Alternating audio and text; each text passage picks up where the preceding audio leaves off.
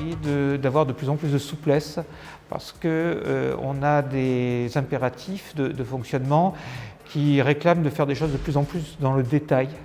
Il faut à la fois protéger le personnel et avoir des systèmes qui permettent de faire preuve de grande souplesse.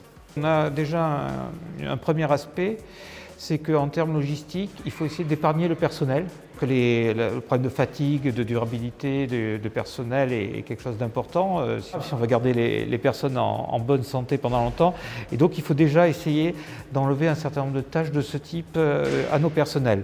Ce qui est sûr, c'est qu'un des objectifs, c'est à la fois concentrer, décentraliser les soins, concentrer autour des plateaux techniques lourds que de toute façon on ne peut avoir qu'à un seul endroit, et par contre essayer de favoriser des soins de proximité. Il y a un aspect écologie qui peut jouer parce que notamment les drones, plutôt que d'envoyer un véhicule de 1 tonne ou plus pour quand il s'agit de transférer finalement très peu de choses, ce n'est pas forcément l'optimum en termes de développement durable.